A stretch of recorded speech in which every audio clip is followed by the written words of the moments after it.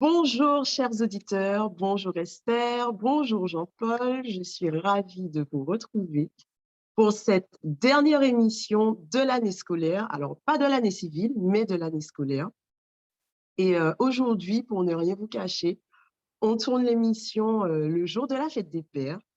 Donc, je souhaite une bonne fête à tous les papas, à notre papa du ciel, donc à tous les pères, que ce soit les pères spirituels, les pères biologiques, les pères les pères adoptifs, les pères, les parrains aussi, qui sont considérés comme des pères pour leurs filleuls. Donc, je vous souhaite à tous une bonne fête et plein de bénédictions et de grâce pour vous. Alors, Jean-Paul, comment vas-tu, Jean-Paul? Bonne fête, Jean-Paul. Moi, j'aime les fêtes, donc je me sens très bien, même si cette fête est un peu particulière, parce que je ne suis pas avec ma famille aujourd'hui, je suis en Guyane, vous le savez, et ma famille ne m'a pas encore rejoint, donc c'est une fête des pères un petit peu isolée de ceux qui sont censés me la souhaiter. Mais c'est pas grave, on se rattrapera au mois d'août. Voilà. Très bien, très bien, très bien. Et toi, Esther, dis-nous comment tu vas aujourd'hui? Bonjour à tous, bonjour Jean-Paul, bonjour Tulia. Je vais très bien par la grâce de Dieu. Bonne fête des Pères, Jean-Paul, et puis aussi bonne fête du Saint-Sacrement. Aujourd'hui, c'est quand même le week-end du Saint-Sacrement et nous félicitons aussi tous les papas du monde, hein, comme tu l'as dit, les pères adoptifs, les pères biologiques et tous ceux que nous considérons comme des seconds papas et le premier père que nous avons, notre père, à qui nous disons une excellente fête. Exactement. Aujourd'hui, c'est la fête du Saint-Sacrement, comme tu l'as dit. Alors, aujourd'hui, nous avons un sujet très, très délicat à traiter qui rejoint beaucoup de personnes, que ce soit les hommes ou que ce soit les femmes. Et effectivement, nous avons pu avoir ces derniers jours des témoignages de personnes qui se retrouvaient dans ce thème. Donc, Esther, est-ce que tu peux nous dire quel est le thème du jour? Alors, le thème d'aujourd'hui, c'est Seigneur, comment faire pour oublier mon ex? Voilà. Bonne question, hein? Excellente question pour de nombreuses personnes. Comment faire pour oublier son ex? Est-ce que tu as un avis, Jean-Paul? Oui, parce que j'ai connu ça. Donc, j'ai quelques éléments à partager avec vous, hein. Tout d'abord, peut-être essayer de comprendre pourquoi on peut arriver à cette situation où on est imprégné de son ex au point qu'on n'arrive pas à effacer un souvenir. Déjà, c'est la première étape. Donc, voir quel est ce mécanisme qui fait qu'on reste attaché à des personnes, même quand la relation est terminée. Et quand on aura vu ça, peut-être voir à ce moment-là quelles sont quelques recettes qui permettraient de briser ces liens, puisque le terme est lâché, de couper finalement de manière assez définitive avec cette personne ou ces personnes. Comment finalement gérer notre affectivité, mais aussi notre psychologie et aussi notre spiritualité, parce que tout ça est engagé, nous le verrons dans cette affaire. Voilà, donc je commence tout de suite ou bien vous me dites, hein? Oui, parfait, parfait. Ben, je te laisse nous dire quels sont les Voilà, mécanismes, comme tu as dit, qui font qu'on reste attaché aux personnes que nous avons fréquentées par le passé. voilà, donc je vais poser un petit peu le contexte, hein. Alors, frères et sœurs, vous savez, l'être humain est une créature complexe, mais qui est formé de plusieurs étages, on en a plusieurs fois parlé d'ailleurs. Nous sommes formés d'un corps, nous sommes formés d'une âme et d'un esprit. Et ces trois étages, évidemment, communiquent parfaitement, ils ne forment qu'un, mais néanmoins, ils ont chacun des fonctions différentes. Le corps va donc absorber tout ce qui est sensitif, donc par l'odorat, la vue, le toucher, l'ouïe, etc., le goût. Et notre âme, elle, eh bien, elle va être le siège d'un certain nombre de facultés qui sont invisibles, comme l'intelligence, comme la mémoire, comme l'affectivité, comme la volonté, et qui constituent notre personnalité quelque part. Et donc, justement, dans cette âme, qui est la nature profonde de l'être humain, eh bien, vont s'inscrire justement toutes les émotions, toutes les, tous les sentiments qui sont nés justement de sensations physiques. Par exemple, tu as aimé un homme, tu l'as admiré, tu as peut-être eu des relations physiques avec lui, tu l'as embrassé. Forcément, ta mémoire qui est dans ton âme va garder, va conserver le fruit de sensations, en tout cas l'émotion que ça a créé en toi au moment où tu as eu ces embrassades, ces contacts physiques ses échanges, le son de sa voix, son parfum, son odeur, etc. Donc tout ça est imprégné dans ton âme à un niveau qui est invisible. Et justement, ce niveau invisible de ton être humain, eh bien, tu n'as pas forcément accès comme tu as accès sur ton corps. Sur ton corps, tu peux le façonner, tu peux faire du sport, tu peux manger, tu peux dormir, toi, tu peux quelque part contrôler et gérer ton corps. Mais pour ton âme, comment est-ce que tu gères ton intelligence? Comment est-ce que tu gères ton affectivité? Comment est-ce que tu gères même ta volonté? Il y a quelque part un accès qui est un peu moins simple, moins évident. Donc, ce qui va se passer, c'est que lorsque on a une relation avec une personne, relation amoureuse, bien sûr, qui a duré un certain temps, qui plus est, eh bien, notre âme a donc été imprégnée de, de souvenirs qui sont profondément ancrés en nous. Et il se peut que lorsque la relation se termine avec la personne, eh bien, cette âme, elle n'a pas fini avec ça. Elle n'a pas fini avec la relation, si vous voulez. Je résume un peu, mais en gros, ton corps, physiquement, ton corps est séparé de la personne. Il y a une rupture physique, corporelle, mais ton âme, qui est ton intérieur invisible, eh bien, garde des souvenirs, garde des attaches et même garde quelque part des désirs vis-à-vis de cette personne avec qui tu n'as plus de relation. Et donc, à ce moment-là, eh bien, il se passe ce que certains ont exprimé en disant, mais comment se fait-il que je n'arrive pas à oublier mon ex? Comment se fait-il que je suis hanté par sa présence? Comment se fait-il que je suis même parfois dépressif ou que j'ai envie de revenir en arrière, de revenir avec lui ou avec elle? Toutes ces raisons-là, parce que ton âme a encore gardé, profondément ancrée, eh bien, cette imprégnation. Alors, ça me permet d'insister sur un fait, c'est très important, c'est que lorsque nous sommes en couple avec une personne et que notamment nous avons des relations sexuelles avec cette personne, eh bien, il faut le savoir, ce type de relation est un chemin d'imprégnation extraordinairement puissant. L'acte sexuel ne sera jamais un acte banal.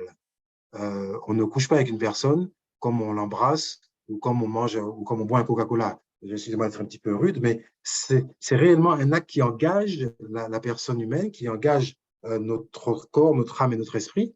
Et ce qui fait que lorsque des relations comme ça ont eu lieu, parfois de manière fréquente et sur une longue durée, eh bien forcément, il y a eu, vis-à-vis de la personne, un don de soi et un accueil de l'autre qui fait que nous sommes imprégnés par cette personne, mais au plus profond de nous-mêmes.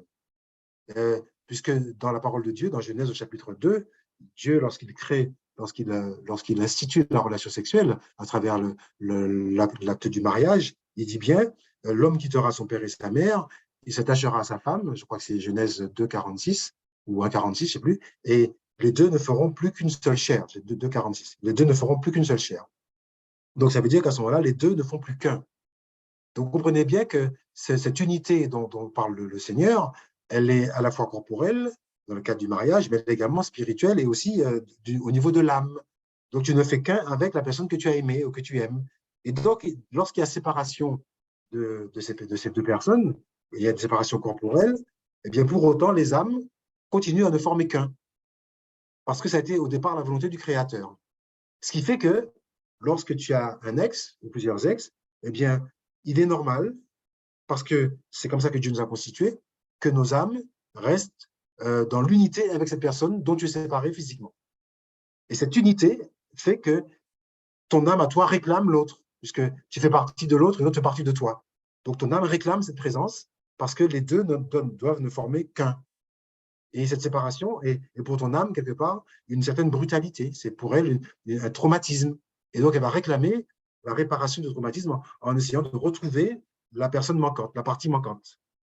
Voilà. Et ça, c'est incontrôlable parce que ça passe au-dessus de ta volonté, au-dessus de ton intelligence. C'est ton affectivité qui parle, c'est ta mémoire qui parle.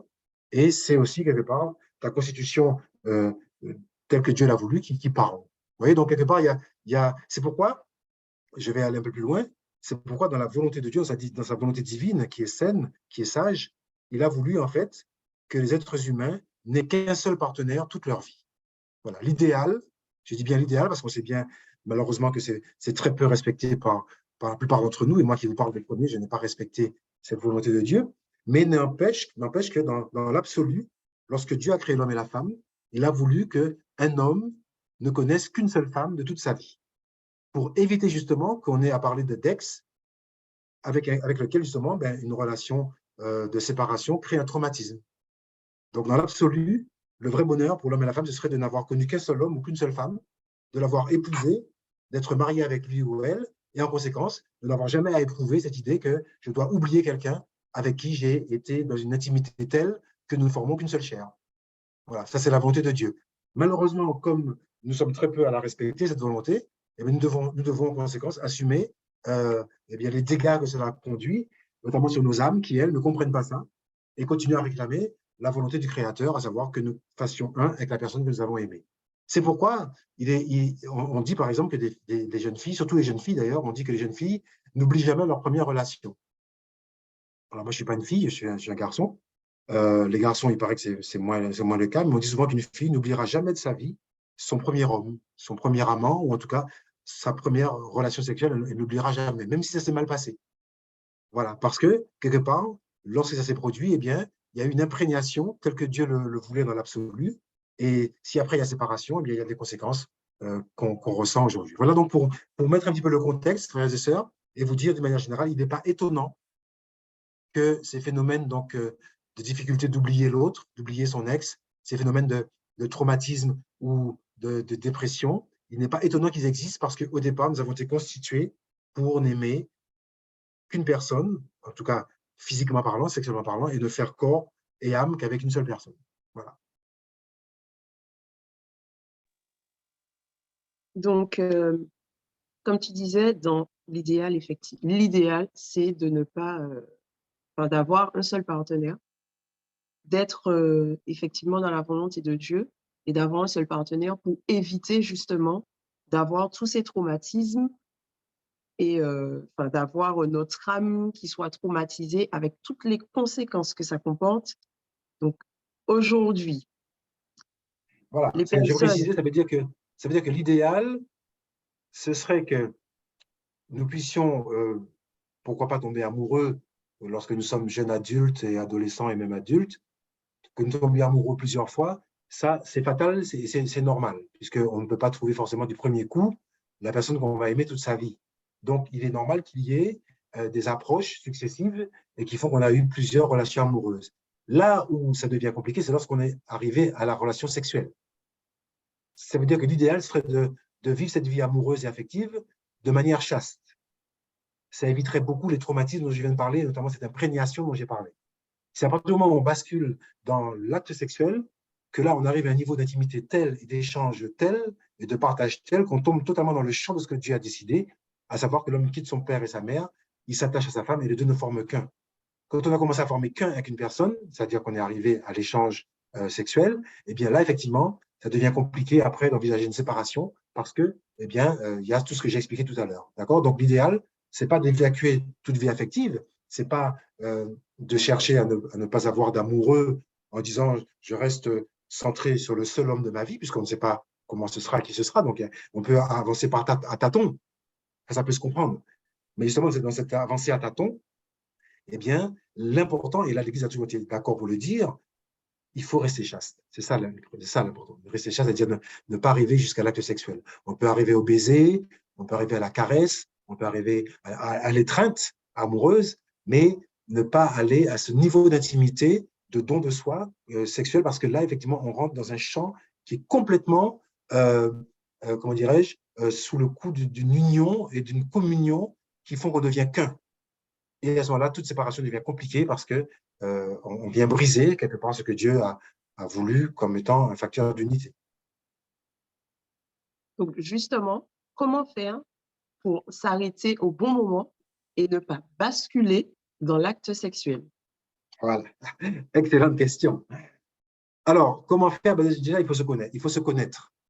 En effet, nous sommes tous différents par rapport à l'attirance sexuelle. Il y a des personnes qui sont extrêmement tentées par cela, qui ont une appétence, on va dire, pour ce type de relation, qui le désirent de tout leur cœur et qui sont même, on va dire, obsédés par ça. Hein, ça arrive. Moi, j'ai vécu cet état de fait où on est obsédé par ça. Il y a des personnes, au contraire, qui sont capables de prendre du recul par rapport à ça et qui sont prêtes à se donner à l'autre que dans le cas extrême où ils sentent que c'est l'homme de sa vie ou c'est la femme de sa vie et qu'on va vers une union définitive. Donc, il y a des personnes qui ont cette capacité de se maîtriser, de se retenir, de gérer leurs pulsions sexuelles pour arriver au don de soi uniquement dans le cas où Dieu le recommande. Donc, il faut se connaître. Il faut savoir, et ça, on le sait justement, grâce aux relations d'amitié qu'on a pu avoir dans son enfance. Un garçon, une fille qui a pris l'habitude d'avoir des amis, donc des amitiés, durant son adolescence, durant sa vie de jeune adulte, eh bien, il a fréquenté des hommes et des femmes, et donc le sexe opposé, et il s'est habitué quelque part à vivre avec des personnes de sexe opposé sans jamais aller plus loin que la simple embrassade, que se donner la main, qu'éventuellement se serrer dans les bras, mais sans aller plus loin. Donc, quelque part, il s'est habitué à maîtriser son affectivité sans jamais basculer dans la sexualité. C'est pourquoi l'amitié est une très excellente pédagogie qu'on pourrait conseiller aux jeunes. Malheureusement, aujourd'hui, la notion d'amitié, c'est un peu perdu, mais c'est réellement ce que Dieu propose à la jeunesse, quelque part. Ça permet de s'étudier soi-même, parce que lorsque tu fréquentes un garçon ou une fille, donc une personne de sexe opposé, tu peux mesurer vis-à-vis de cette personne ce qui te plaît chez elle, ce qui te déplaît chez une femme ou chez un garçon, ce que tu aimerais avoir chez un mari ou chez une épouse, ce que tu n'aimerais pas du tout avoir. Donc, quelque part, tu peux tester finalement tes goûts, tes désirs et même tes pulsions sexuelles. Tu peux quelque part mesurer leur force, leur puissance, parce que tu es face à des gens avec qui tu ne vas jamais basculer dans ce domaine-là. Tu as mis entre ces personnes et toi, dans l'amitié, une frontière à ne pas dépasser. Donc, tu peux mesurer comment toi-même, par rapport à cette frontière, tu te positionnes. Et donc, tu mesures quelque part, eh bien, c'est ton appétit sexuel et sa puissance en toi, et quelque part, à quel moment tu es prêt à tout lâcher pour le sexe, ou au contraire, à quel moment tu es capable de dire, eh bien non, je n'irai pas jusque-là parce que c'est aller trop loin et ce n'est pas le moment et ce n'est pas la bonne personne et ce n'est pas conforme à la volonté de Dieu. Donc, réellement, l'amitié et ces types de relations sont une vraie jauge qui permet de bien se connaître.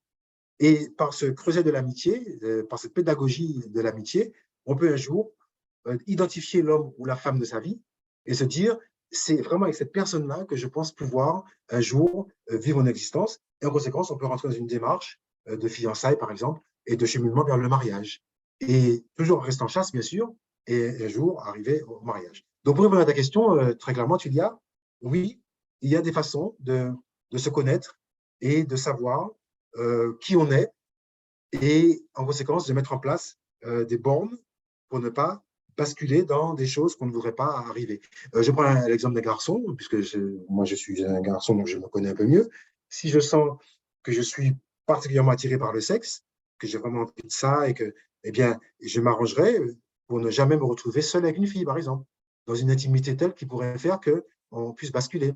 Je m'arrangerai pour ne pas, par exemple, m'alimenter avec de la pornographie, qui sont des sources d'alimentation qui créent en nous le désir, forcément. Parce que quand tu regardes un film pornographique, forcément, après, tu as envie de passer à l'acte. Donc, je m'arrangerai pour éviter les sources de tentation. Je m'arrangerai également dans mes relations avec les filles pour ne jamais leur faire des propositions ou avoir des mots qui pourraient susciter entre elles et moi une intimité telle qu'on aura envie d'aller plus loin que la simple amitié. Si je vais par exemple danser dans une fête ou dans un mariage ou un baptême, je danserai avec une jeune fille, mais je m'arrangerai pour que notre étreinte au moment où on danse ne soit jamais suffisamment explicite et pour ne pas devenir une invitation à l'acte sexuel. Tu vois, c'est vraiment des choses comme ça où je suis prudent avec moi-même parce que je me connais, je sais que je peux facilement basculer et donc je m'arrange pour ne pas me trouver dans une situation où à un moment donné, j'aurais plus la volonté de résister parce que je serais submergé par mes pulsions. Voilà. Ah oui, donc ce que tu m'as appris quelque chose, que l'amitié, c'est une pédagogie pour, euh, pour tout cela. Et en fait, je me rends compte que ça se prépare. Ce n'est pas, Exactement. ça se prépare dès le plus jeune âge.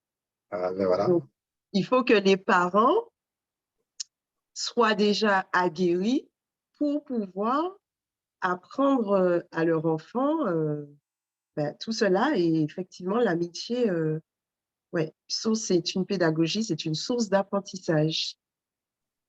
Tout à Oui, fait. c'est Souvent fou, hein? des parents se trouvent confrontés à leur adolescent qui leur dit j'ai une petite amie. Voilà. Alors, question, qu'est-ce que tu entends par petite amie? Puisqu'il y a dans petite amie, il y a amitié. Mais le terme de petit, là, l'adjectif petit, semble dire que c'est un ami, certes, mais avec lequel je vais aller plus loin que la simple amitié. Donc, le parent, déjà, devra essayer de faire l'enfant expliciter ce qu'il appelle petit ami.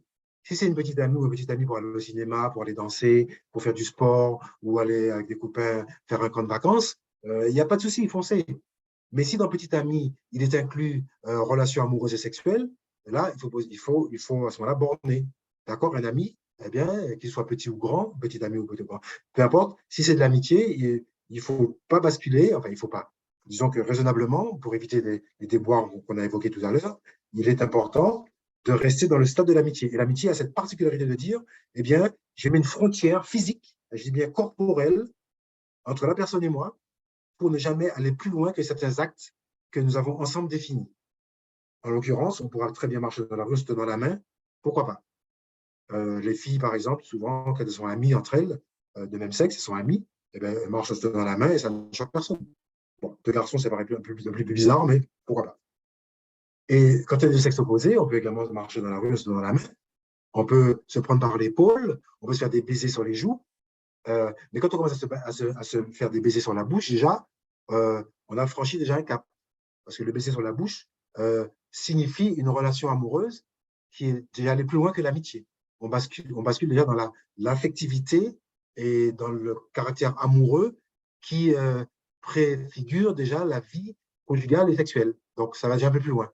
Donc, il y a un moment donné, la nécessité de mettre des bornes, de dire voilà à son ami ou à son ami, écoute, je veux bien qu'on s'embrasse, mais on ne se fera pas des petits bisous dans le cou et je ne ferai pas des bisous sur la bouche, par exemple.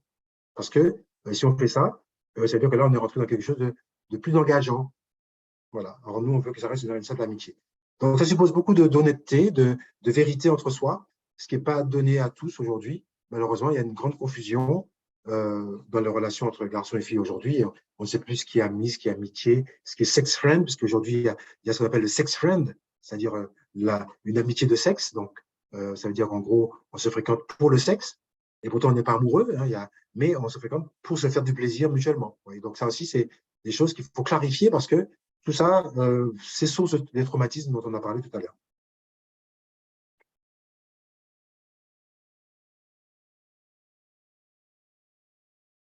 Alors moi, j'aurais une question pour toi, Jean-Paul, puisque tout à l'heure, tu as quand même énuméré souvent l'âme qui garde en mémoire les souvenirs de nos ex.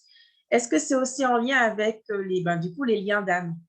Car je n'avais pas vraiment entendu parler de cette notion-là quand j'étais adolescente, mais c'est en débutant ma vie d'adulte, j'entendais beaucoup de croyants, pratiquants, pas forcément catholiques, mais qui parlaient aussi des liens d'âme. Donc, est-ce que le fait de consommer à outrance avec notre conjoint, enfin, copain, copine ou bien même plusieurs ex, on peut être lié avec les différentes âmes de toutes ces personnes?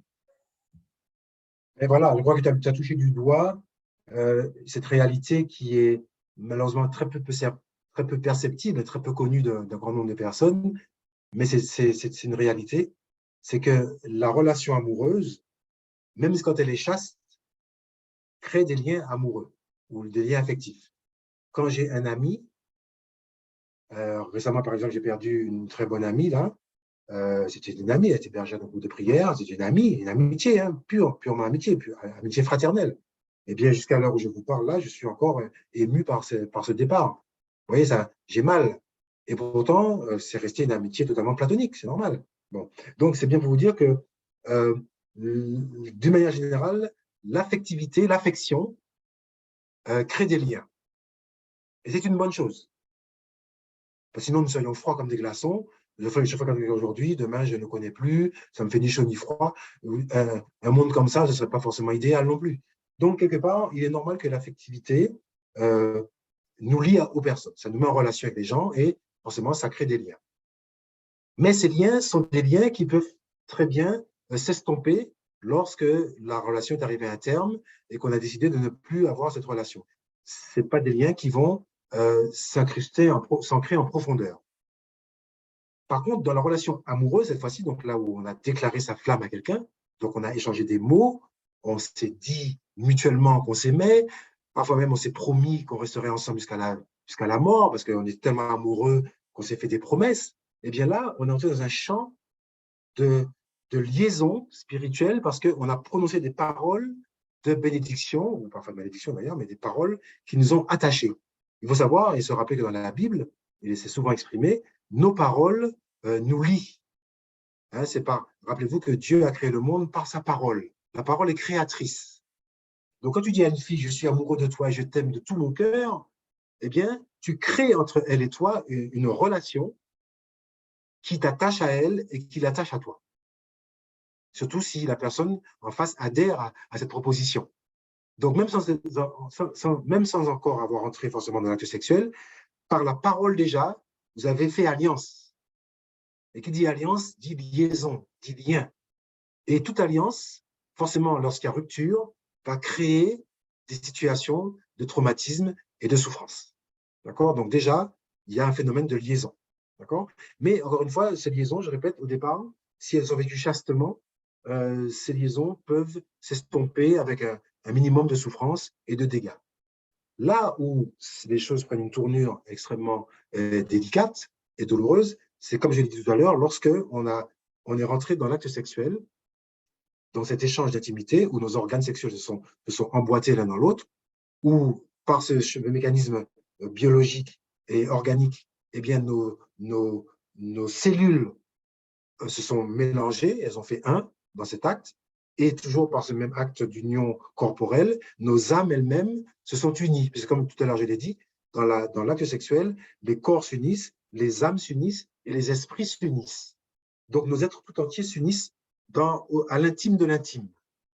Et donc lorsqu'il y a eu vie sexuelle commune et surtout étalée sur plusieurs mois, voire sur plusieurs années, eh bien, il y a une imprégnation, il y a une connaissance de l'autre, une habituation à l'autre qui, avec toi, ne forme qu'un et qui fait que toute séparation devient extrêmement compliquée. Parce que, comme pour répondre à la question d'Esther, il y a eu création, finalement, de liens à la fois corporels, donc sexuels, c'est-à-dire que ton corps se rappelle du corps de l'autre, ton âme se rappelle de l'âme de l'autre, mais aussi des liens spirituels, parce que tu as fait alliance avec la personne en utilisant un moyen qui s'appelle l'acte sexuel que Dieu a voulu comme étant un moyen d'alliance nouvelle et éternelle.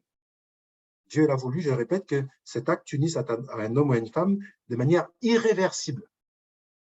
Donc, à partir du moment où tu poses cet acte, de fait, tu crées un lien avec la personne qui est un lien irréversible. Parce que Dieu lui a donné cette capacité d'être irréversible. C'est sa caractéristique première. Donc, à partir de ce moment-là, effectivement, il y a un lien qui est corporel, qui est spirituel et qui est aussi affectif, qui est de l'ordre de la mémoire, de l'intelligence, de la volonté. Tout ça, c'est uni. Et donc, tu es lié à la personne, à l'intime de l'intime. Et donc, pour Esther, oui, pour la question, si tu as eu plusieurs relations, plusieurs fréquentations, je dirais, dans ton histoire personnelle, eh bien, tu as établi des liens avec chacune de ces personnes que tu as eues. Et s'il n'y a pas, on le verra tout à l'heure, en dernière partie, s'il n'y a pas donné une action spécifique pour mettre un terme à ces liens, eh bien, ces liens subsistent jusqu'à ta mort, parce que ce sont des liens qui ont été établis par toi-même en toute volonté, en toute liberté, et qui ont produit leur effet, parce que dans le mécanisme que Dieu a créé, ces liens ont une vertu d'éternité. Voilà, donc il y a réellement à connaître cela. Nous établissons des liens avec des personnes. Et nous sommes parfois liés par ces personnes, même lorsque ces personnes ne sont plus du tout dans notre environnement, nous sommes liés. Je vais prendre un exemple. Vous savez que moi, je n'ai pas été un coureur de jupons, grâce à Dieu. Je n'ai connu qu'une seule fille quand j'avais 20 ans. Je l'ai connue pendant 12 ans. Donc, j'ai vécu avec elle, on n'était pas mariés. Et après 12 ans, on s'est séparés de manière un peu fracassante. Et quasiment 2 ans après, je me suis marié avec la femme qui est mon épouse aujourd'hui.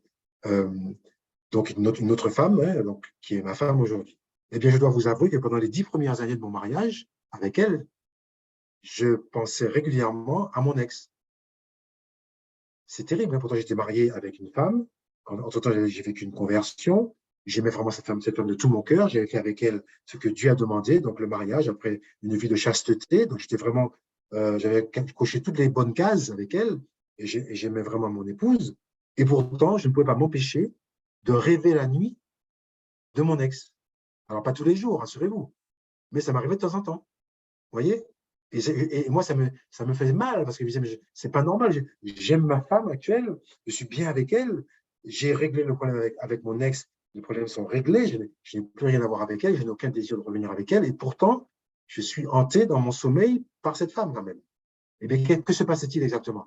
Il se passait que j'étais rattrapé par des liens d'âme, corporels peut-être plus tellement, mais des liens d'âme, puisque je rappelle que l'âme, c'est le siège de la volonté, des souvenirs, de la mémoire, je l'ai dit, de l'affectivité. Donc, toutes ces choses-là me rattrapaient parce que j'étais lié à cet ex par mon âme. Vous voyez? Et c'est grâce à, j'en parlerai tout à l'heure, mais grâce à la prière, grâce bien sûr au fait que mon épouse était au courant de ça, parce que j'ai tenu à ce qu'elle soit informée pour qu'elle mène le combat avec moi, et grâce à l'Eucharistie, grâce à la confession, grâce aussi au pardon, enfin à plein de choses, que progressivement, ces liens d'âme ont pu être brisés pour ne pas avoir une influence sur ma vie affective du moment. Parce qu'il faut bien se dire une chose, c'est que lorsqu'on a des liens avec une personne, ces liens influent sur votre existence actuelle. Ce n'est pas seulement des liens qui ont existé. Forcément, ça influe sur votre affectivité actuelle, sur votre engagement avec l'autre, sur votre capacité à vous donner. Tout ça, ça des influences. Donc, si on n'a pas, à un moment donné, fait le ménage, entre guillemets, eh bien, on peut hypothéquer son mariage actuel à cause de liens anciens qui n'ont pas été correctement gérés. Et c'est pourquoi, souvent, des personnes qui ont eu de multiples partenaires avant d'arriver au mariage, eh bien, lorsqu'elles se marient, moi, je leur conseille d'abord de se confesser, de dénoncer volontairement toutes ces liaisons dont elles peuvent se rappeler, d'y renoncer volontairement par un acte volontaire dont on parlera tout à l'heure. Sinon, elles risquent de voir empiéter dans leur mariage, eh bien, malheureusement, un passé qui n'est pas aboli parce que les liens existent.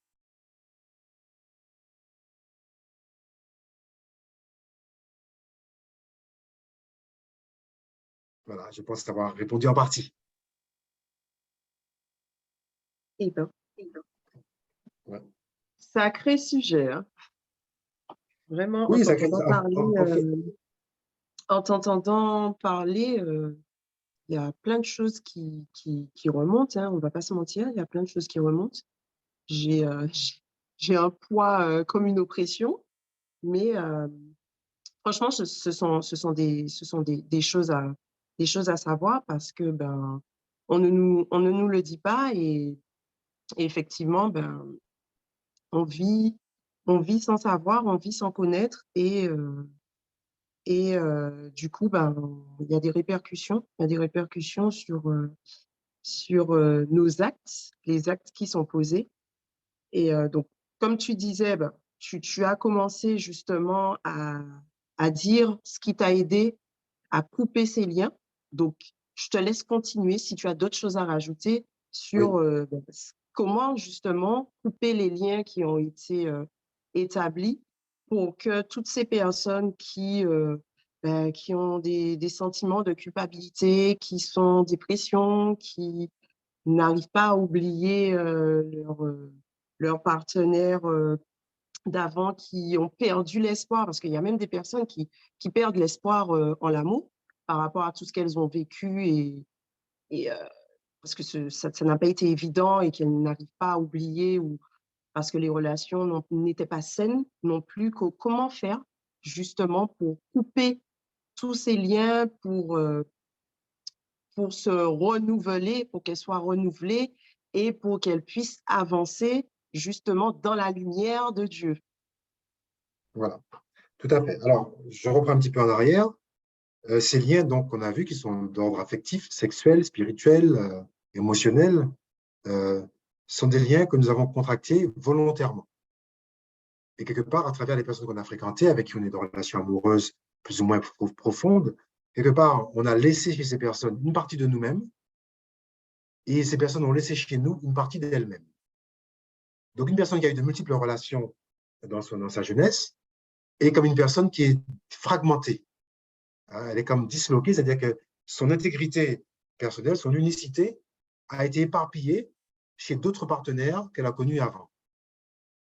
Et ces autres partenaires possèdent une partie de toi-même parce que tu le leur as donné volontairement, mais toi-même, tu possèdes en toi une partie de ces partenaires.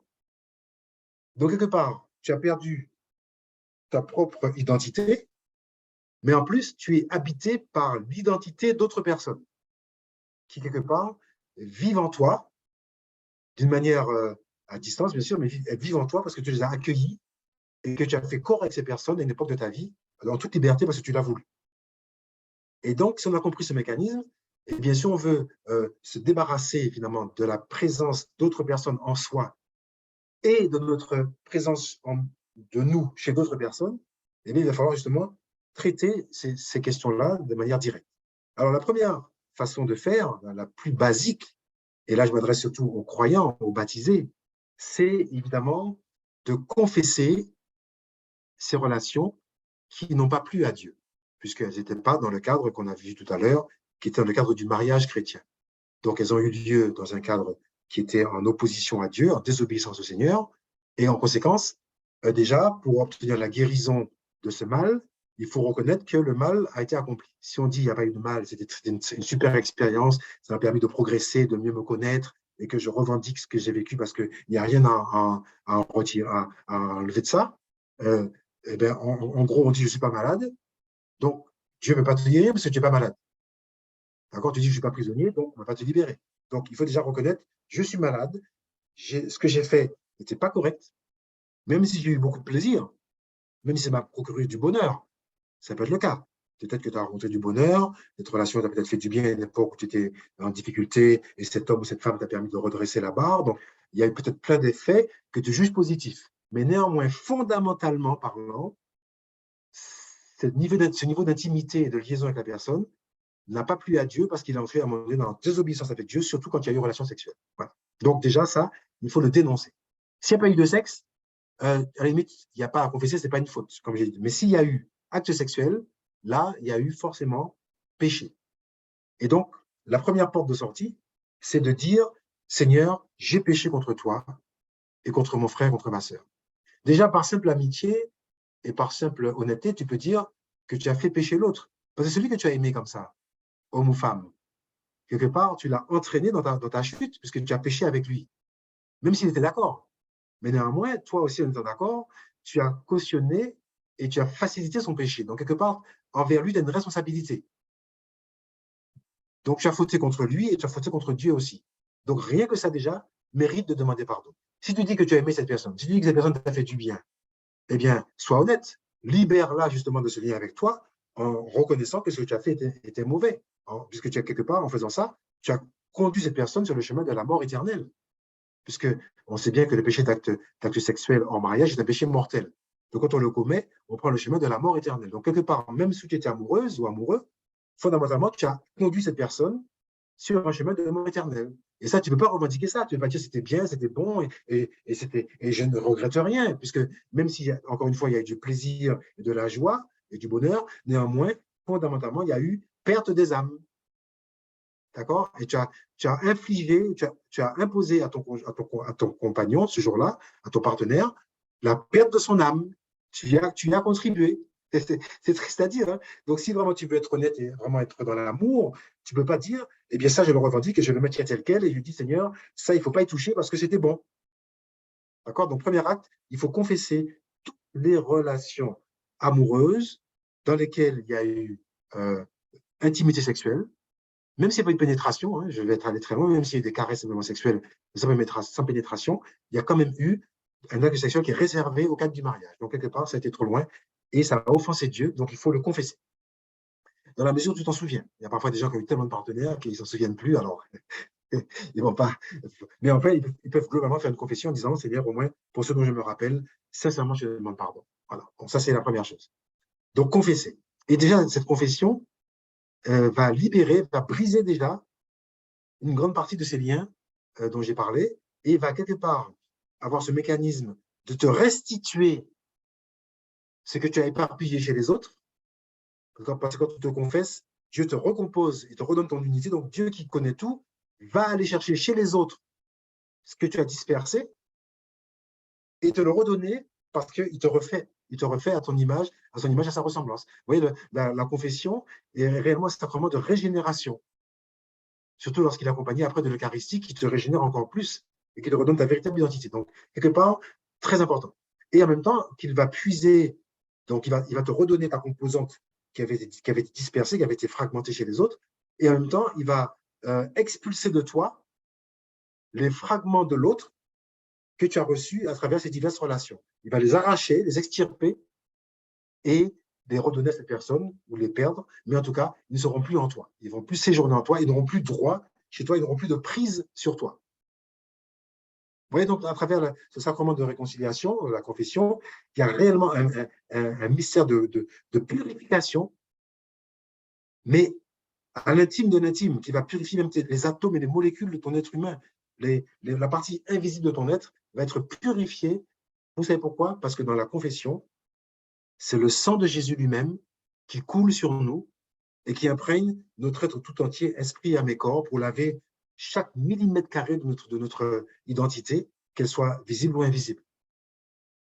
Ce que ne peut faire aucune confession verbale, aucune prière, il n'y a que le sang de Jésus qui peut le faire. C'est pourquoi les personnes qui disent « Ah oui, mais je parle directement à Dieu, je me confesse directement à Dieu, et ça suffit ». Non, ça ne suffit pas parce que ta prière vers le Seigneur ne permet pas forcément au sang de Jésus de venir en toi laver. Il faut vraiment que le sacrifice du Christ opère cette purification. Et ce sacrifice ne se reçoit que par ce sacrement de réconciliation. Je répète, surtout lorsqu'il est suivi après par une sainte Eucharistie, dans laquelle tu vas être nourri par la vie même du Christ qui va compenser, qui va guérir tout ce qui a été flétri, abîmé, traumatisé. D'accord? Donc, je résume ma première idée, ma première invitation, c'est de regretter sincèrement ce qu'on a fait. Et ça, c'est pas facile, hein. Je connais des personnes qui sont arc-boutées sur le fait de dire non, non, non, c'était mon premier amour, c'était une période de bonheur et de joie absolue pour moi et je ne regrette rien, je refuse de rejeter ou de renier ce passé. Vous voyez, parce qu'effectivement, on y a trouvé du bien. Alors, encore une fois, je respecte le passé des personnes, surtout quand il y a eu des enfants et tout. Moi, j'ai eu un fils avec ma compagne, et mon ex-compagne, donc évidemment, ce fils est tout à fait viable et tout à fait saint devant Dieu. Donc, mais il s'agit de dire, dans cette vie pseudo-conjugale que j'ai vécue avec la personne, il y a eu péché mortel, il y a eu offense du Seigneur, il y a eu offense de mon partenaire, même si ce n'était pas conscient, et ça, je le rejette fondamentalement. Je renie ça et je rejette. Si on ne fait pas cet acte de vérité-là, on restera toute sa vie hanté parce qu'on revendique le passé.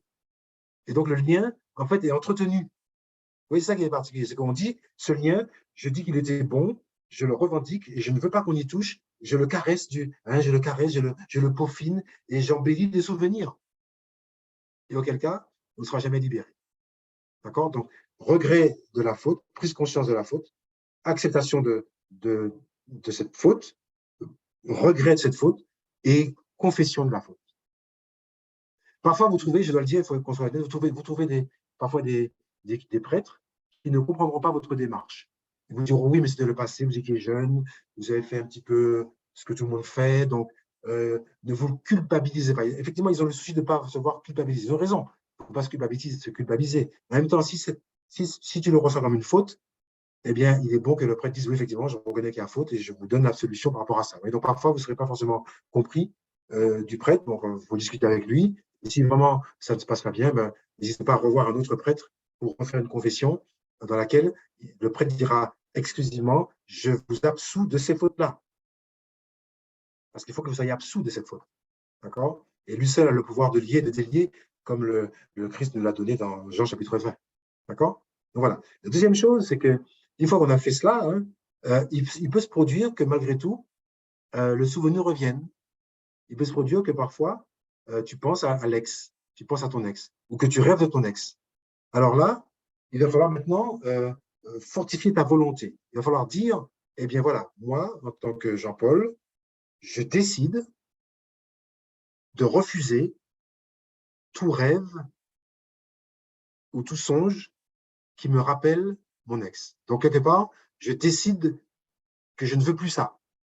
Même si on n'est pas maître de nos rêves, puisqu'on parle de subconscient, d'inconscient, bon, je ne suis pas psychologue, mais ce sont des choses qui… Mais nous avons un pouvoir sur notre subconscient, puisque notre esprit, donné par le Christ, commande sur le corps et sur l'âme et sur le conscient et le subconscient.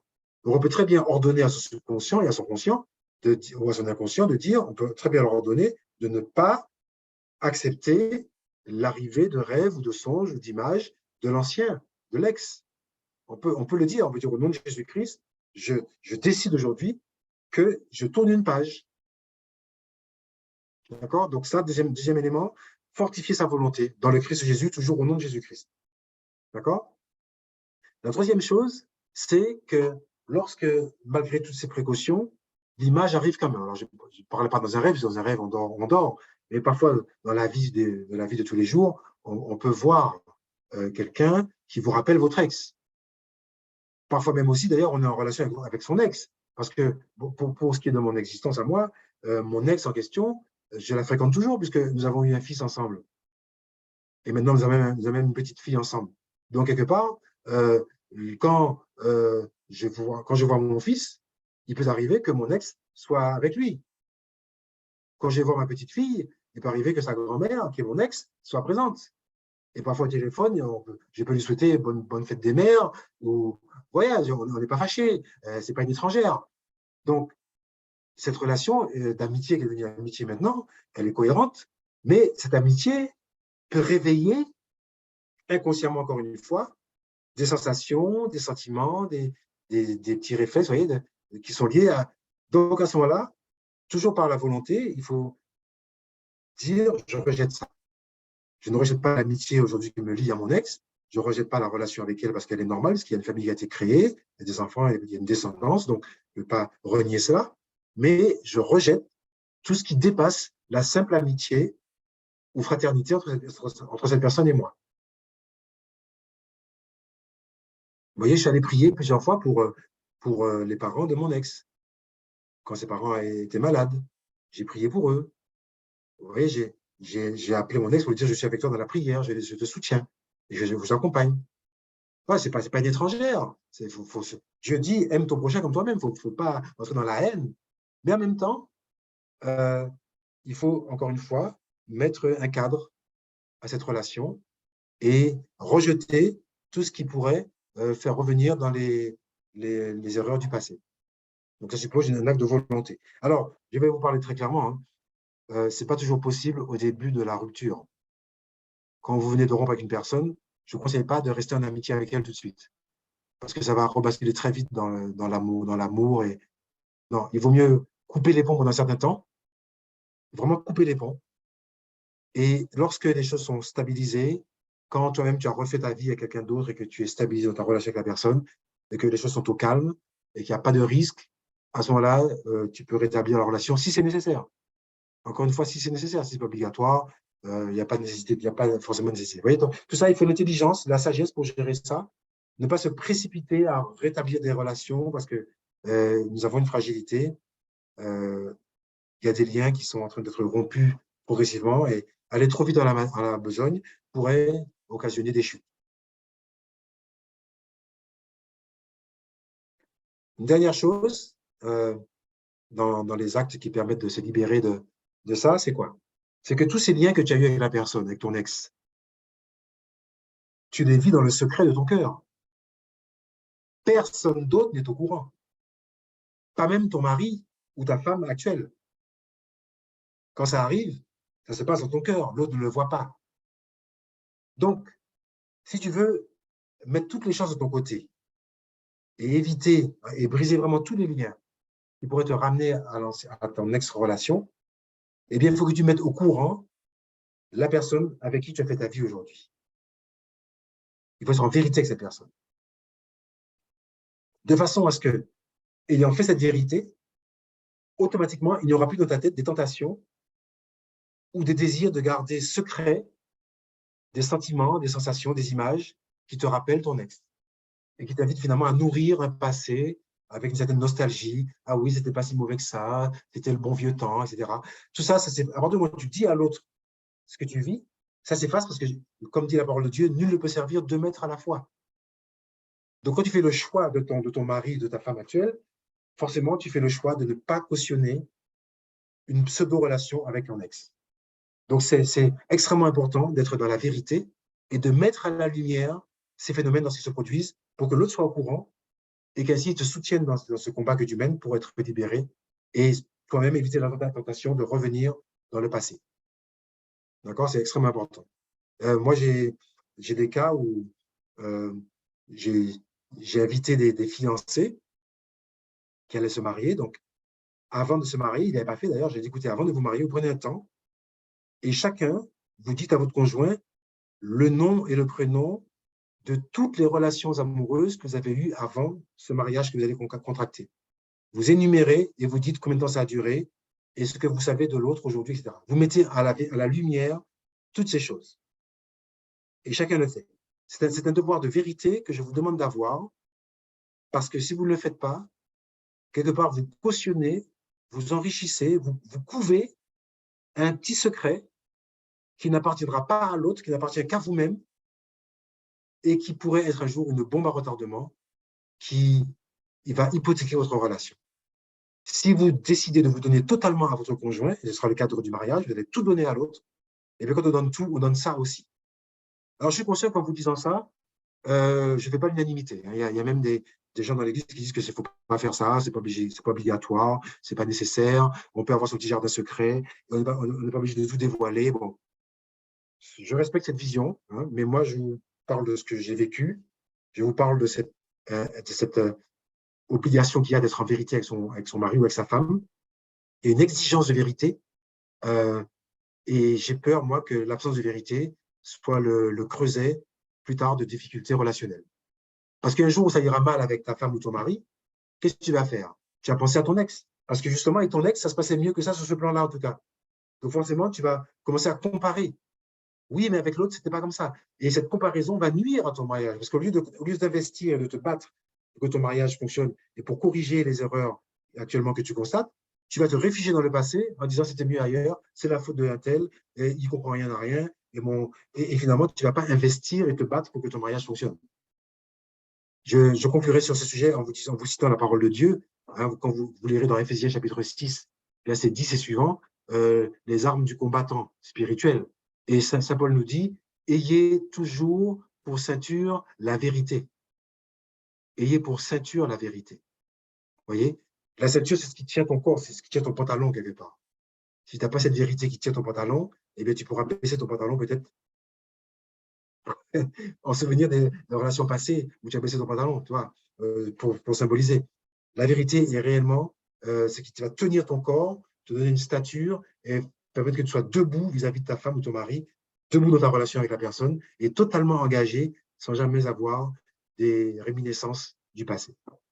Voilà ce que je peux dire en substance, mais peut-être d'autres questions qui vont clarifier encore le sujet. Alors, Jean-Paul, je te remercie beaucoup pour toutes ces explications.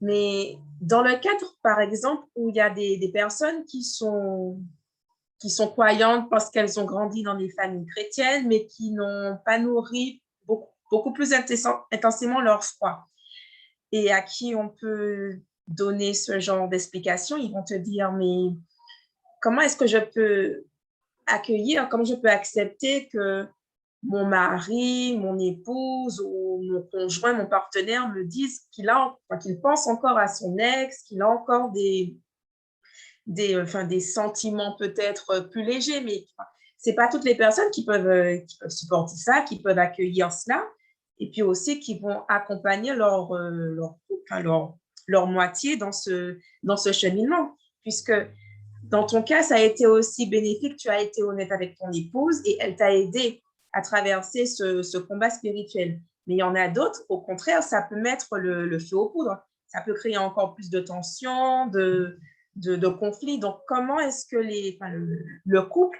est censé avancer? Vraiment avancer pas en culpabilisant l'autre, mais en ne laissant pas l'esprit de la chair les dominer, l'esprit de jalousie, prendre possession de cette situation. Oui, tout à fait, c'est extrêmement important parce que ça peut être un obstacle sérieux, effectivement, de voir que le conjoint, quand on est aveu, utilise cela pour, au contraire, eh bien, se retourner contre toi et t'en vouloir et te faire un procès et même te culpabiliser, alors qu'au départ, tu fais une démarche de sincérité en voulant être en vérité, justement, pour que les choses avancent. Donc, la première chose, c'est qu'il faudrait que le couple comprenne, et ça, sans être chrétien, on peut le comprendre à mon sens, comprendre que à partir du moment où on veut se marier ou qu'on veut faire fonder quelque chose, eh bien, on est tous les deux dans la même barque. On est comme aime souvent me dire le pape François, nous sommes dans la barque commune. Donc, on va ensemble. Et si on veut avancer ensemble, on a intérêt non pas à se renvoyer à la figure des défauts du passé, que l'autre n'a même pas connu d'ailleurs, parce qu'il n'était même pas là quand ça s'est produit. Donc, on n'a pas intérêt à se faire des reproches, mais au contraire, on a intérêt à assumer ces choses, les accueillir pour ensemble les sublimer et avancer ensemble. Parce que qu'est-ce qui se passe? Quand tu fréquentes quelqu'un, quand tu rentres en relation avec quelqu'un, tu le reçois avec tout ce qu'il est. Quand tu décides de faire ta vie avec quelqu'un, tu décides de l'accueillir avec ce qu'il est, avec son histoire, son passé. Donc, comment tu peux dire à une personne, je te veux, mais je ne veux pas ton histoire. Je veux bien t'épouser, mais ton passé, ton histoire, ta généalogie, tes ancêtres, j'en veux pas. Comment tu peux dire ça? C'est pas possible. Donc, vous voyez, quelque part, il y a une incompréhension déjà à ce niveau dans la relation conjugale, qu'on voudrait finalement transformer l'autre à l'image de ce qu'on veut soi-même, alors que se marier, c'est accueillir l'autre tel qu'il est, avec son passé, son âme, son cœur, son corps, et puis avec la grâce de Dieu qui permettra à ces choses-là de se purifier au cours du mariage. C'est pourquoi d'ailleurs le mariage est purificateur. Donc déjà, ce que je dirais à ce couple, c'est qu'il faut revoir un petit peu votre conception du mariage. Le mariage, ce n'est pas deux personnes parfaites qui s'épousent. Le mariage, c'est deux personnes imparfaites, traumatisées, blessées, impures, abîmées, malades, fatiguées, et qui, ensemble, vont mettre en commun justement leurs manquements, leurs faiblesses, leurs imperfections, pour qu'ensemble puisse naître la perfection. Et c'est exactement ce que dit Dieu dans la parole, dans la Genèse, lorsqu'il dit « Il n'est pas bon que l'homme soit seul, je vais créer une femme qui sera semblable ». Et à ce moment-là, il crée Ève pour à partir de la côte d'Adam, pour que Ève vienne compléter Adam. Et vous voyez bien le symbole, je prends Ève, je prends sa côte. Donc, je prends de la côte d'Adam, je fabrique Ève. Donc, ça veut dire que Adam n'a plus sa côte, puisque c'est Ève qui la possède. Et Ève possède des choses qu'Adam n'a pas. Et Adam a des choses que Ève ne possède pas. Mais quand ils se mettent ensemble tous les deux, ils ont tout. Ils ont la côte, ils ont tout ensemble. Et c'est exactement ça, la vie conjugale, c'est qu'on met tout ensemble, y compris ce qui n'était pas bon au départ. Et donc, l'aveu de notre passé, l'aveu des relations précédentes qui n'auraient peut-être pas dû avoir lieu, mais qui ont eu lieu quand même, eh bien, leur mise en commun est source de fortification du couple, parce que tu sais que celui que tu épouses n'est pas un saint, il n'est pas parfait, mais par contre, ensemble, vous allez travailler pour devenir saint. Et ce qui fait qu'à une époque, il a eu plusieurs partenaires, ou qu'elle a eu plusieurs partenaires, vous allez maintenant vivre ensemble pour que cela ne se reproduise plus jamais. Donc, quelque part, en se mariant, nous allons guérir mutuellement notre capacité que nous avons eue dans le passé de nouer plusieurs relations amoureuses et de nous donner intimement à d'autres personnes que la seule personne avec qui on devait le faire, mon mari et ma femme présente aujourd'hui. Vous voyez, donc quelque part, c'est salutaire d'être en vérité. Sinon, on se marie sur une illusion. Ouais, j'ai épousé un homme fidèle. D'accord, mais si le bonhomme a eu 50 relations avant, c'est-à-dire que la fidélité, ce n'est pas forcément son fort. Donc, il faut le savoir, parce qu'il aura besoin d'être aidé par moment dans votre relation conjugale. Voilà. Mais s'il ne dit pas eh ben, que tu épouses une idole, tu épouses un prince charmant qui n'a jamais eu d'autre femme que toi-même et que tu le crois, eh bien, il peut y avoir des lendemains à un moment donné difficiles. Donc voilà, pour répondre à la question, Esther, c'est vrai, la vérité peut souvent être source de mauvaise compréhension, parfois d'agitation, ça peut être l'effet premier qui va se produire, mais après, avec le recul, quand on a compris que notre intérêt, c'est d'aller ensemble avec ce que nous sommes pour le sublimer ensemble, eh bien, ça peut être au contraire le terreau, comme une plante sur laquelle on met du fumier. Le fumier, c'est le terreau, c'est tout ce qui est mauvais. Genre, le fumier, quoi, c'est des excréments, c'est de la pourriture, hein, le fumier. Mais ça permet à la plante de grandir, d'être belle. Eh bien, voilà, vous allez mettre ensemble votre fumier, vos relations passées, tout ça, tout ce qui était mauvais, vous le mettez ensemble, c'est le fumier sur lequel la plante va pousser et la plante sera belle. Merci beaucoup, Jean-Paul. Et personnellement, tu as dit beaucoup de choses, mais l'une des choses qui m'a quand même effrayée, je ne vais pas mentir, c'est le simple fait de se dire qu'on a peut-être fréquenté une personne et qui aurait fréquenté d'autres personnes avant nous. De même, on est en couple, parce qu'il arrive aussi, comme tu dis, le monde a tellement évolué, il y a des couples qui sont très, très libres, très, très libérés, et de se dire qu'on connaît peut-être pas les nombreuses maîtresses ou les nombreux amants de X ou Y, mais que nous restons quand même liés à ces âmes-là. Moi, je me dis, mais quand même incroyable. Tu n'as jamais rencontré ces personnes, tu ne sais même pas à quoi elles ressemblent, mais tu peux être lié à ces personnes. Des personnes que tu ne connais absolument pas. Donc, j'arrive à assimiler qu'on soit lié à quelqu'un que l'on a rencontré, avec qui on a créé du lien, de l'affectivité et tout, mais d'être lié à une personne que tu n'as jamais rencontrée de toute ta vie, tu ne connais même pas son prénom, je trouve que c'est quand même effrayant. Donc, quand il y a des hommes et même des femmes qui sont fiers parce qu'ils se disent « Ah, mais moi, j'ai eu X relations dans ma vie. » Et là, tu te dis « Je sais, X relations. » Donc, si c'est 200 relations, tu es lié à plus de 200 personnes. C'est quand même assez… moi, je trouve que c'est effrayant et c'est traumatisant spirituellement parlant. Enfin, ce n'est que Voilà, alors, mon ressenti. alors, bien sûr, on n'est pas là ce matin pour se traumatiser et s'effrayer, hein. On essaie d'être pragmatique, de regarder la réalité des choses. Oui, nous sommes tous en relation les uns avec les autres. Je rappelle quand même que lorsque nous communions et au corps et au sang du Christ à la table sainte, nous rentrons en communion avec tous les chrétiens de la terre. C'est quand même impressionnant. Mais nous rentrons en communion de manière positive, puisque comme c'est à travers le Christ, c'est forcément purifié, donc ça peut être que bon. D'accord? Voilà.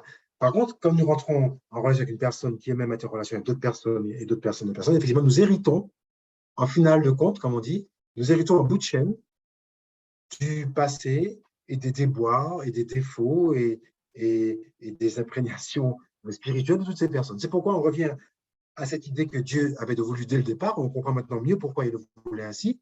Dieu voulait que nous ayons une relation avec une seule personne. Parce que déjà avec cette personne, on hérite déjà de tout son passé. Voire quand il y a eu plusieurs partenaires, la multiplication à l'infini. Alors, cela dit, sommes-nous pour autant influencés par toutes ces relations dont on n'a même pas connaissance? Alors, nous ne le sommes pas si nous avons par ailleurs une vie de sanctification.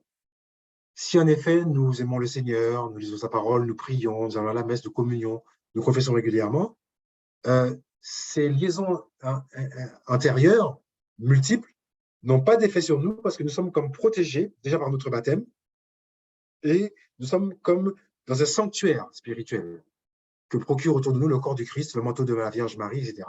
Donc, les chrétiens sont protégés. Les autres, je ne sais pas. Mais les chrétiens qui sont authentiques, hein, qui vivent vraiment leur foi, sont réellement protégés. Par contre, si ces mêmes chrétiens, et ça arrive souvent malheureusement, prennent le chemin du péché, quel qu'il soit.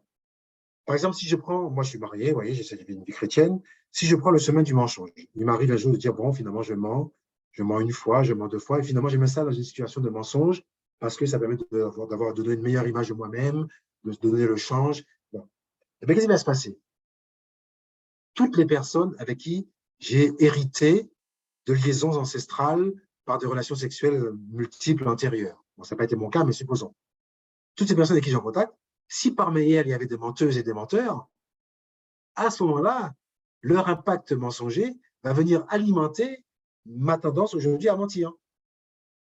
Je vais réveiller quelque part, à travers le péché dans lequel je rentre, je vais réveiller tout l'influx et toute l'influence de ces personnes avec qui j'étais en contact, même si je ne les ai pas connues. Parce qu'il y avait certainement de fiefs et menteurs parmi elles, eh bien, elles se réveillent et le Satan qui connaît tout ça, parce que lui, il voit tout, eh bien, va utiliser cette tendance à mentir pour renforcer mon péché de menteur. Si je commence à rentrer dans la pornographie et la sexualité, hors mariage, enfin une sexualité dépravée, eh bien, toutes les personnes avec qui j'étais en relation, qui avaient une relation sexuelle dépravée, vont se réveiller et par les esprits mauvais qui les habitaient, je vais être impacté moi-même en bout de chaîne et être encore renforcé dans cette tendance à chuter dans le sexe.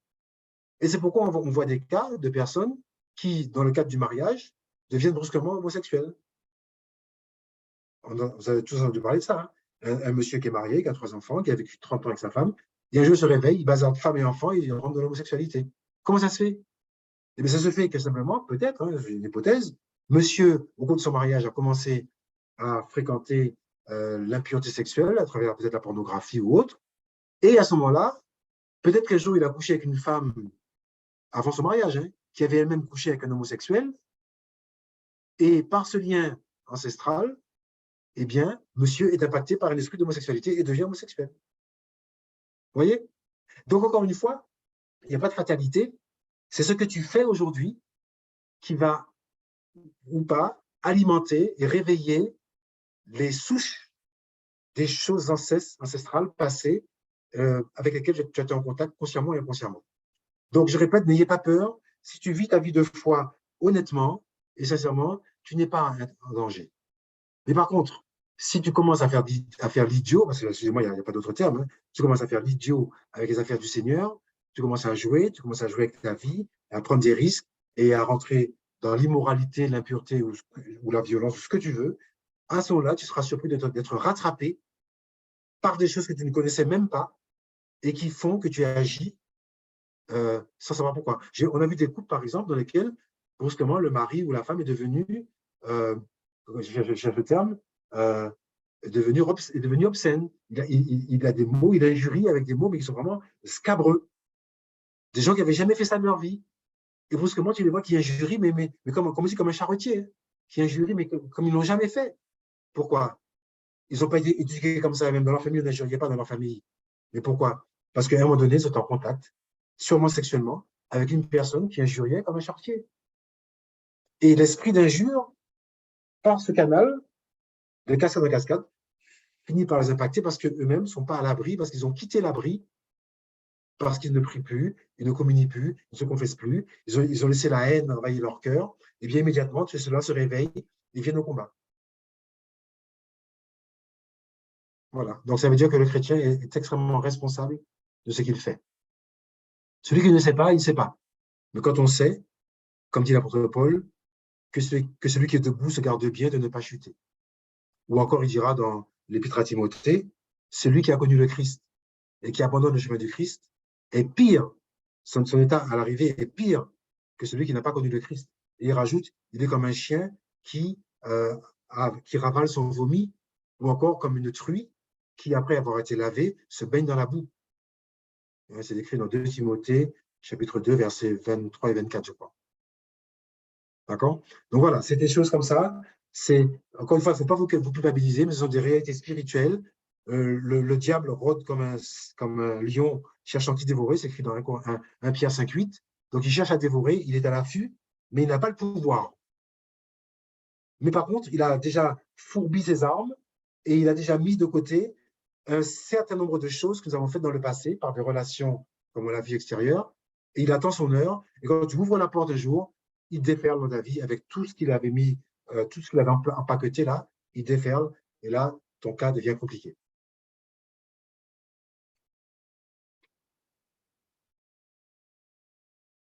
Souriez. Merci beaucoup, Jean-Paul. Ah, ce sont de belles informations que tu nous donnes. Et en plus, de l'espoir et de l'espérance. Hein, voilà, c'est tout. Gardons l'espérance.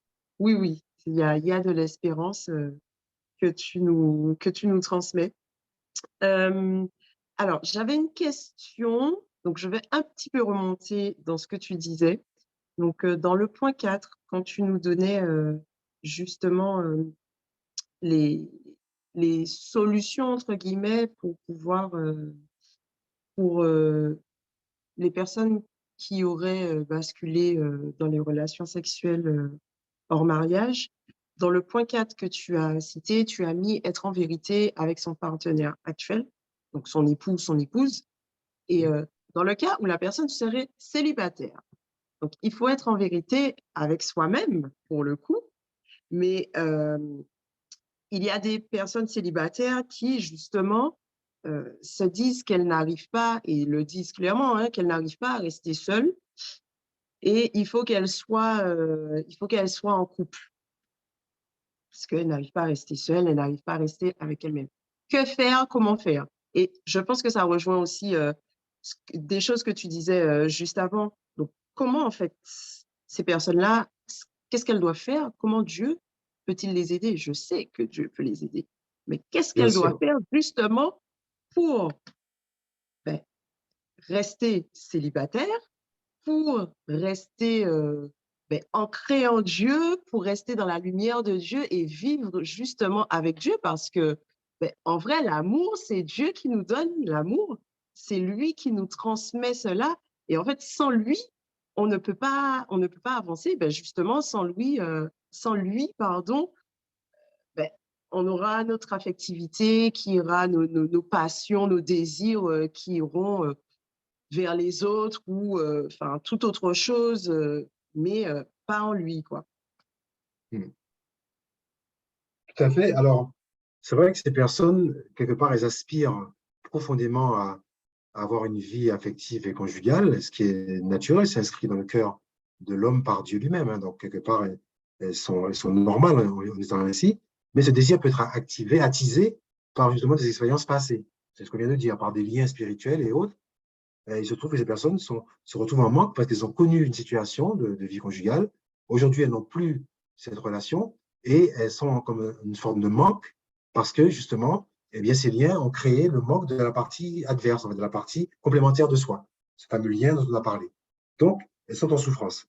Alors, déjà, vu qu'elles n'ont pas de conjoint à qui elles peuvent exprimer euh, ce désir et ce lien, comment vont-elles faire? Eh bien, c'est important à ce titre-là de se rappeler qu'un chrétien, je pense des chrétiens, mais peut-être pas forcément qu'à des chrétiens, et c'est bon de ne pas cheminer tout seul. C'est pourquoi il est important d'avoir une fraternité autour de soi, d'avoir un groupe de prière, un groupe dans lequel il nous est permis parfois d'ouvrir son cœur. Aujourd'hui, les communautés nouvelles le font beaucoup, Vie et Partage le fait, mais pas seulement. On a bien compris qu'il faut offrir des espaces dans lesquels les personnes peuvent se dire elles-mêmes, par rapport à un passage de la parole de Dieu qui dévoile certaines vérités, eh bien, on partage et on dit, moi, je vis ça comme ça. Moi, j'ai tel problème. C'est pas, on ne parle pas des autres et on parle de soi. Et ça, c'est extrêmement purificateur parce que c'est un sas, si vous voulez, par lequel on peut étaler, non pas à un conjoint unique, mais cette fois-ci, il y a une fraternité, donc à plusieurs personnes, donc c'est peut-être encore plus compliqué comme exercice, mais c'est encore plus salutaire. Eh bien, on peut exprimer et dire, ben oui, sur tel domaine, j'ai telle difficulté, ou je reconnais que j'ai eu 50 ex-concubins avant aujourd'hui, ou une dizaine, que je ne peux pas rester seul, voilà. Et quand c'est dit, le seul fait de le confesser déjà, le fait de le mettre à la vérité déjà, comme on l'a vu tout à l'heure, déjà est libérateur. Et deuxièmement, par le ministère de la communauté qui reçoit ce témoignage, par l'accompagnement spirituel, la prière commune, etc., par le fait de voir aussi qu'on n'est pas forcément seul à avoir ce problème, parce que d'autres vont peut-être l'exprimer aussi, eh bien, on reçoit finalement la force, d'une part, bien sûr, de confesser cette faute devant un prêtre, ça, on y revient toujours, mais également, eh bien, de rentrer dans ce combat spirituel, de dire, eh bien, par ma volonté maintenant, je vais résister pour ne rentrer dans cette relation conjugale que lorsque les conditions le permettront, tel que Dieu le veut. Voilà. Donc, je dirais finalement que, pour répondre à ta question, oui, Dieu peut nous guérir de ça, Dieu peut nous relever et nous apaiser par rapport à ça, mais il faudra toujours qu'à un moment donné, on ne garde pas ça pour soi. Si on le garde en soi pour le couver soi-même dans le fond de son cœur, ça va ne faire que grandir. Parce que comme dit un dicton populaire, les souvenirs embellissent. Donc, si on tourne en boucle dans son cœur ce sentiment qu'avec un ex ou tel ex, c'était pas mal, que j'ai bien aimé ça chez lui, bien aimé ça chez elle, et que ça revient en boucle alors qu'on n'a personne aujourd'hui dans sa vie, eh bien, ça s'embellit. Finalement, tout ce qui allait mal, on ne le voit plus. On ne voit que ce qui est bien, et on tombe dans un regret, dans une nostalgie qui fait qu'on se morfond et ça ira de plus en plus mal. Jusqu'à ce qu'on se jette dans les bras du premier venu en pensant qu'il va compenser ce manque qui est attisé, parce que le diable, évidemment, attise autant qu'il peut. Voilà, donc, quelque part, pour répondre à la question, la fraternité est un salut. Deuxième chose qui peut être également notre salut, et ça tu l'as évoqué directement dans la question, eh bien, c'est de se rappeler ou d'accepter l'idée que notre seul amour véritable, c'est le Christ. Même moi qui suis marié, qui vous parle ici après 26 ans de mariage, je vous le dis, et ça, je sais bien qu'en le disant, je ne choque pas mon épouse, bien au contraire, mon seul amour, c'est le Christ. Je veux dire par là que j'aime le Christ plus que mon épouse. Et c'est très important que je mette cette hiérarchie dans mon affectivité. Dieu d'abord. Ça veut dire donc, pour répondre à ta question, qu'une personne qui n'a pas de conjoint aujourd'hui peut et même devrait trouver dans le Christ la réponse à tous ses besoins affectifs. Et crois-moi, ces besoins seront comblés davantage que par une personne humaine, parce que Christ est plus fort que toute personne humaine. Sinon, comment font les religieuses? Comment font les prêtres? Parce que ces personnes qui sont des personnes humaines ont également des besoins affectifs, comme tout être humain. Or, ces personnes arrivent à consacrer toute leur vie au Seigneur sans fonder une famille. Comment elles peuvent faire cet exploit?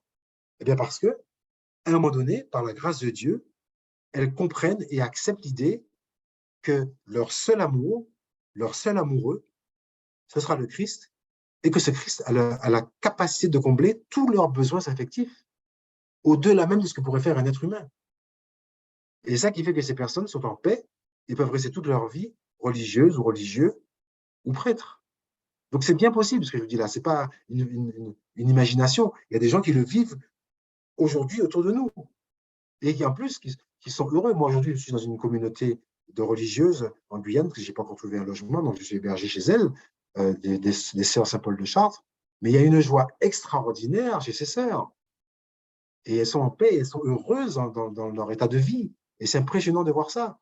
Et moi, ça me réconcilie avec l'idée que, effectivement, lorsqu'on a donné au Christ sa vie, eh bien, on est comblé à un point tel qu'on n'a plus besoin de convoiter des choses qui pourraient être pourvoyeuses de sensations ou de choses qu'on n'a pas, parce que Dieu en lui-même comble tout.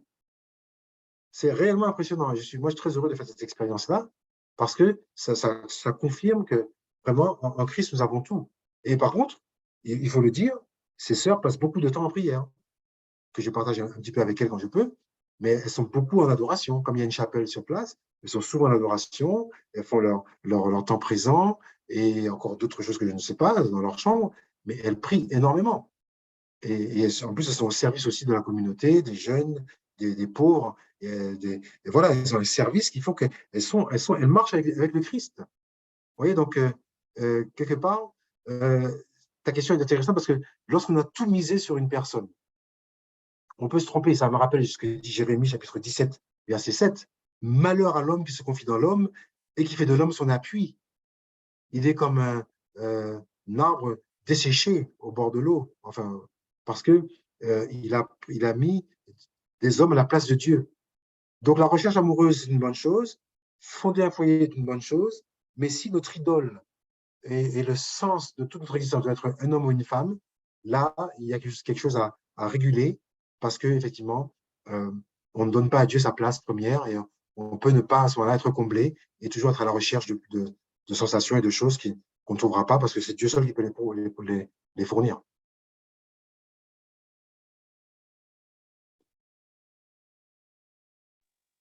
Merci beaucoup, Jean-Paul, pour cette réponse.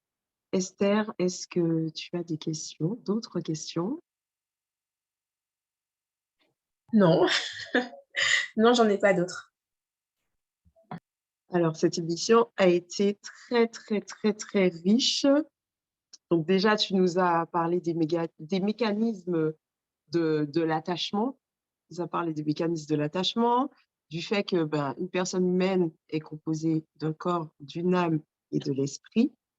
Voilà, de cette unité corporelle qu'une personne peut avoir, de la pédagogie, de l'amitié qui est une pédagogie, une forme d'apprentissage, donc pour les jeunes, pour nous tous d'ailleurs, que ce soit les jeunes ou les adultes. Et du coup, je retiens beaucoup ce point parce que ça me parle énormément dans ce que je vis. Donc, voilà, tu nous as parlé de cette amitié qui est une pédagogie, du fait que la parole est créatrice. Donc, attention à ce qu'on dit, à ce qu'on se dit, à ce qu'on dit à notre partenaire, parce que la parole est très, très, très importante, puisque justement, Dieu nous a donné sa parole. Il a créé une alliance avec nous à travers sa parole.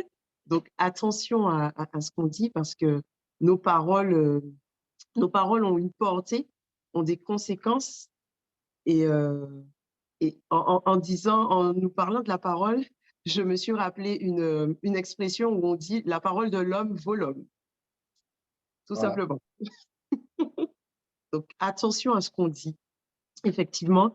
Et tu nous as aussi dit que Dieu nous a donné, en fait, cette capacité d'irréversibilité dans le, comment dirais-je, dans le lien, donc dans l'acte sexuel. il a donné en fait cette capacité d'irréversibilité pour le lien spirituel. Donc, l'acte sexuel doit être vécu dans le mariage et pas hors du mariage. Comme tu nous disais, il y a d'autres choses aussi qui m'ont interpellée. Donc, dans les points que tu as cités, point numéro 1, 2, 3, je vais les rappeler, hein, dans les points que tu as cités. Donc, confesser les relations sexuelles, donc là où il y a eu une intimité sexuelle, les relations, pardon, sexuelles, donc où il y a une intimité sexuelle, donc on entend par relation les caresses, ça peut aussi bien être les caresses sexuelles ou les relations sexuelles, parce que du coup, ce n'est pas que l'acte de pénétration qui est représenté comme étant une relation sexuelle. Donc, bien avant l'acte, il y a aussi l'intimité sexuelle que l'on peut avoir. Point numéro 2, donc fortifié par sa volonté. Donc, si les souvenirs reviennent, donc que nous ayons cette volonté de dire non. Donc, d'invoquer le nom de Jésus, qui est le nom au-dessus de tout nom. Donc, d'invoquer le nom de Jésus pour pouvoir stopper, en fait, ces pensées, ces souvenirs qui nous hantent et qui ne nous font absolument pas du bien. Je tiens à le signaler, ça ne nous fait absolument pas de bien. Troisième point, toujours par la volonté, même si effectivement on a demandé ça et les souvenirs, les souvenirs reviennent, toujours par la volonté, rejeter en fait ce qui dépasse le seul stade de l'amitié, mettre des cadres, véritablement des cadres. Et quatrième point, être en vérité avec son époux ou son épouse, et pour les célibataires, être en vérité avec soi-même. Un cinquième point est le suivant pour briser ces liens d'âme, ces liens spirituels, c'est bien sûr de couper ces liens, hein, très clairement, le terme est tout à fait exact, couper, sectionner ces liens, grâce notamment à la prière des frères que l'on peut requérir auprès d'un groupe de prière qui est versé dans ce ministère de libération, de délivrance, en demandant donc très clairement de briser des liens qu'on aura identifiés avec telle ou telle personne. Et bien sûr, par la grâce de l'amour du Christ, par son précieux sang versé à la croix, ces liens sont brisés définitivement. Et ne pas se retrouver seul, puisque un chrétien seul est un chrétien en danger. Donc, voilà, tous ces points. Il y a d'autres points aussi qui ont été abordés, mais que nous retrouverons, que vous retrouverez tout au long de l'émission. Donc, merci beaucoup, Jean-Paul. Merci, Esther. Si, Jean-Paul, tu as quelque chose à rajouter ou ne serait-ce qu'une Non, petite prière à formuler oui, pour ton tous ces... résumé est extrêmement complet. J'aurais rajouté quand même une petite touche finale que tu as exprimée, mais c'est de dire faire de ton Jésus ton amoureux. Voilà. Faire de Jésus ton amoureux. Si tu arrives à faire ça, tu es comblé déjà et tu pourras attendre toutes les guerres avant de. Voilà. Que Jésus soit ton seul amoureux. Homme, Exactement. homme comme femme, hein. Jésus ton seul amoureux. Voilà. Ton vrai amour. Exactement. Esther, est-ce que tu as quelque chose à rajouter? Une petite prière peut-être pour toutes ces personnes qui, euh, qui souffrent de cette situation, qui souffrent de leur ex, de tous ces liens qui ont été établis, soit volontairement ou en, soit en pleine conscience ou pas du tout, puisqu'il y a des personnes qui ne connaissent pas tout ce qui a été évoqué. Alors moi, ce qui me vient à l'esprit, ce serait de faire le chapelet de la miséricorde divine. Tout simplement, Jésus, j'ai confiance en toi, puisque avec nos propres forces, nous ne pouvons rien faire. Mais si nous sommes convaincus que Jésus, c'est la parole et que la parole est la vérité, donc pourquoi ne pas confier notre mal-être, notre souffrance à celui qui nous a montré ce que représente l'amour pour nous sur la croix. Donc moi, j'aurais tout simplement dit le chapelet de la divine miséricorde. Merci beaucoup, Esther. Donc, Jésus, Dieu est notre seul amour, et vous ferez méditer le chapelet de la divine miséricorde qui est un chapelet très puissant. Donc, chers auditeurs, nous nous retrouverons. Merci de nous avoir écoutés. J'espère que cette émission pourra vous apportera beaucoup de fruits chez vous, pourra vous apporter des réponses à vos questions. Et si vous avez d'autres questions, vous pourrez toujours les mettre dans les questions, dans les commentaires, pour que nous puissions y répondre. Et c'est avec plaisir que nous y répondrons. Donc, je vous souhaite une belle journée ou une belle soirée. Et puis, nous nous retrouverons à la rentrée en septembre prochain pour de nouvelles émissions. Sur ce, bonnes vacances et à bientôt. À Bonnes bientôt. vacances. À bientôt. Bonnes Bye vacances. bye.